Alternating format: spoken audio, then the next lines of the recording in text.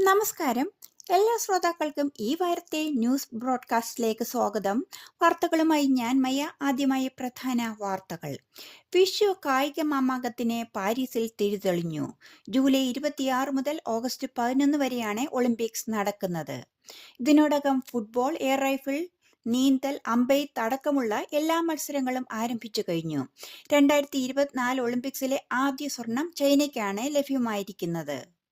American president തെരഞ്ഞെടുപ്പിൽ വമ്പൻ വഴിത്തിരിവ്. നിലവിലെ US president Joe Biden president തെരഞ്ഞെടുപ്പിൽ നിന്നും തന്റെ പേര് പിൻവലിച്ചു. ഡെമോക്രാറ്റിക് പാർട്ടിയുടെ പ്രസിഡന്റ് സ്ഥാനാർത്ഥിയായി വൈസ് പ്രസിഡന്റ് കമല ഹാരിസിനെ പ്രഖ്യാപിക്കുകയും ഒപ്പം താൻ മത്സരത്തിൽ നിന്നും പിന്മാറുകയാണെന്നും അദ്ദേഹം സ്ഥിരീകരിക്കുകയും ചെയ്തു. എന്നാൽ ജോ ബൈഡനേക്കാൾ കമല ഹാരിസിനെ പരാജയപ്പെടുത്തുവാൻ എളുപ്പമാണെന്ന് താൻ വിശ്വസിക്കുന്നുവെന്ന് ഡൊണാൾഡ് ട്രംപ് പറഞ്ഞു. മൈക്രോസോഫ്റ്റ് വിൻഡോസിനായി സൈബർ സുരക്ഷാ സൊല്യൂഷനുകൾ നൽകുന്ന സൈബർ സുരക്ഷാ പ്ലാറ്റ്ഫോമായ ക്രൗഡ് സ്ട്രൈക്കിന്റെ അപ്ഡേറ്റ് കാരണം 85 ലക്ഷത്തോളം വിൻഡോസ് മെഷീനുകൾ കഴിഞ്ഞ ദിവസം പ്രവർത്തനരഹിതമായി. എന്നാൽ വിൻഡോസിന്റെയോ മൈക്രോസോഫ്റ്റിന്റെയോ ഭാഗത്തെ തെറ്റുകൊണ്ടല്ല പ്രശ്നമുണ്ടായതെന്നും ക്രൗഡ് സ്ട്രൈക്കിന്റെ ഭാഗത്തു നിന്നും ആണ് പിഴവുണ്ടായതെന്ന് Microsoft vice president David Weston വ്യക്തമാക്കി. ഈ പ്രതിസന്ധി മുതലെടുത്ത് സൈബർ ക്രിമിനലുകൾ വ്യാജ സഹായ വെബ്സൈറ്റുകളും സോഫ്റ്റ്വെയറുകളും പ്രചരിപ്പിക്കുന്നുണ്ട്. ഇതിനെതിരെ ജാഗ്രത വേണമെന്ന് സൈബർ സുരക്ഷാ ഏജൻസികൾ മുന്നറിയിപ്പ് നൽകി.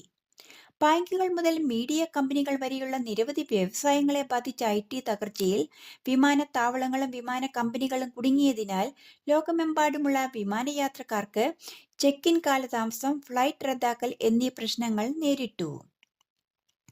ബ്ലൂസ് ബ്രേക്കേഴ്സ് ബാൻഡുമായി ജനപ്രിയ സംഗീതത്തിന്റെ പുതിയ ചക്രവാളങ്ങൾ തേടിയ ബ്രിട്ടീഷ് ഇതിഹാസം ജോൺ മേയൽ അന്തരിച്ചു. ഏറെ നാളുകളായി അസുഖബാധിതനായിരുന്ന ജോൺ മേയൽ കാലിഫോർണിയയിലാണ് അന്തരിച്ചത്.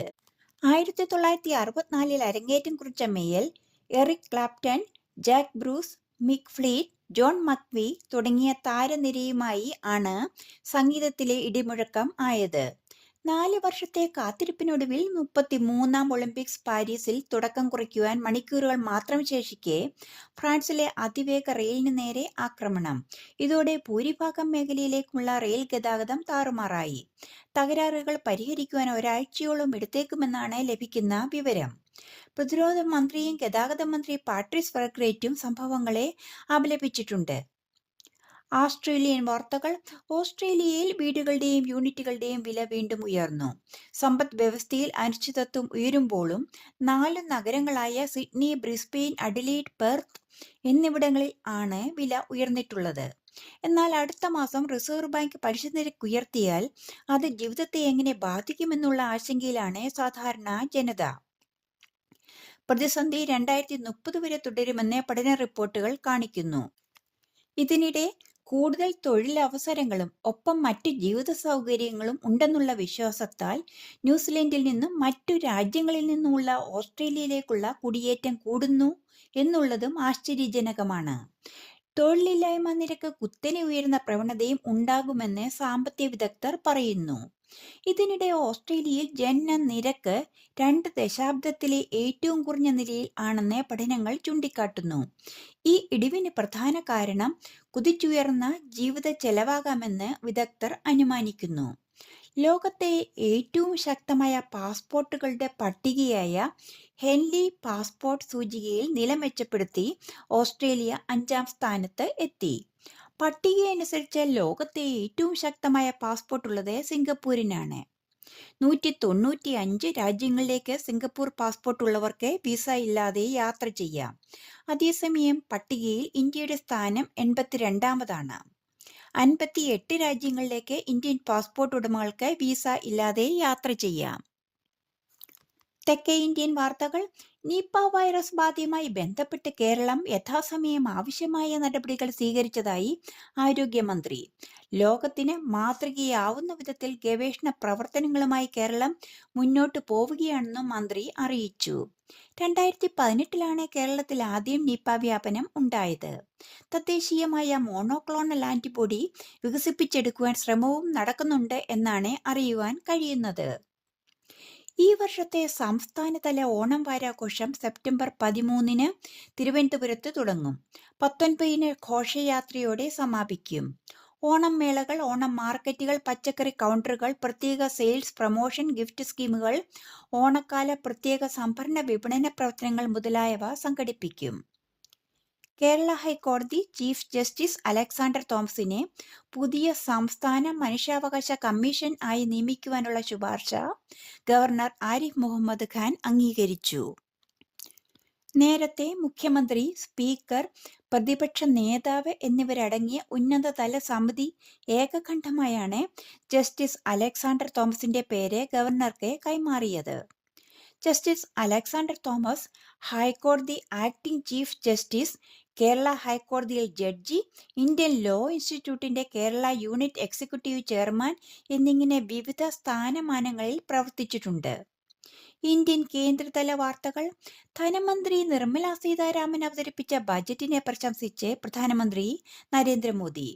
സമൂഹത്തിലെ എല്ലാ വിഭാഗങ്ങളെയും ശക്തിപ്പെടുത്താനുള്ള ബജറ്റാണിത് എന്നും ഒപ്പം ഇത് പുതിയ മധ്യവർഗത്തിന്റെ ശാക്തീകരണത്തിന്റെ തുടർച്ചയുമാണ് എന്നും ഗ്രാമങ്ങളെയും പാവപ്പെട്ടവരെയും കർഷകരെയും ബജറ്റ് സമൃദ്ധിയിലേക്ക് നയിക്കുമെന്നും പ്രധാനമന്ത്രി കൂട്ടിച്ചേർത്തു.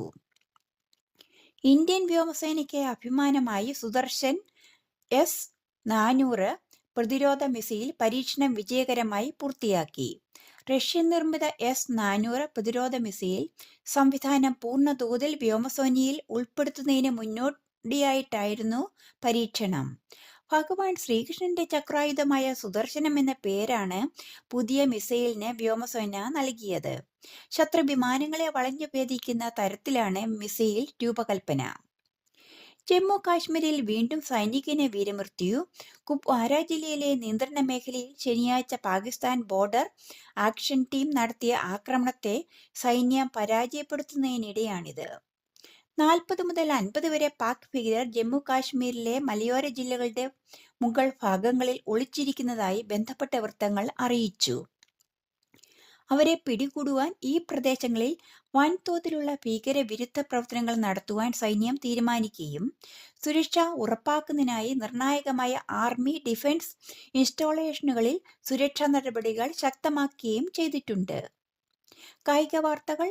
ഒളിമ്പിക്സിനായുള്ള കാത്തിരിപ്പിന് വിരാമമിട്ട് ഇനിയും കായിക ലോകത്തിന് ആവേശത്തിന്റെ നാളുകൾ. വീറും വാശിയും നിറഞ്ഞ പോരാട്ടച്ചൂടിന്റെ ദിനങ്ങളാണ് ആരാധകരെ ഇനിയും കാത്തിരിക്കുന്നത്. പ്രതീക്ഷയോടെയാണ് ഇന്ത്യ ഇത്തവണയും പാരീസിലേക്ക് എത്തുന്നത്. 2024 പാരീസ് ഒളിമ്പിക്സിനായി ഇന്ത്യൻ ഒളിമ്പിക്സ് അസോസിയേഷന് 8.5 കോടി രൂപ BCCI നൽകും. കഴിഞ്ഞ ഒളിമ്പിക്സിൽ കൂടുതൽ മെഡൽ നേടിയ താരമെന്ന റെക്കോർഡ് മുൻ അമേരിക്കൻ നീന്തൽ താരവും ഇതിഹാസവുമായ മൈക്കൽ ഫെലിപ്സിനാണ്. 28 മെഡലുകളോടെയാണ് അദ്ദേഹം ഒളിമ്പിക്സിൽ നിന്നും കളം ഒഴിഞ്ഞത്. ഇതിൽ 23 മെഡലുകളും സ്വർണ്ണ മെഡലുകളായിരുന്നു എന്നതാണ് എടുത്ത് പറയേണ്ടത്. വനിതകളിൽ കൂടുതൽ മെഡൽ എന്ന റെക്കോർഡ് സോവിയറ്റിന്റെ ജിംനാസ്റ്റിക് താരം ലറീസ ലത്തീനിയയുടെ പേരിലാണ്. 9 സ്വർണ്ണ മെഡൽ അടക്കം 18 മെഡലുകളാണ് ലറീസ നേടിയത്. രാജ്യങ്ങളിൽ കൂടുതൽ മെഡൽ നേടിയത് അമേരിക്കയാണ്.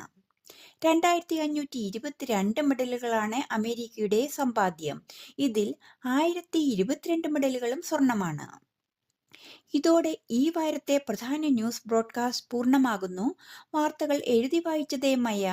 എല്ലാ ശ്രോതാക്കൾക്കും ശുഭദിനം ആശംസിച്ചുകൊണ്ട് വിടവാങ്ങുന്നു. നന്ദി, നമസ്കാരം.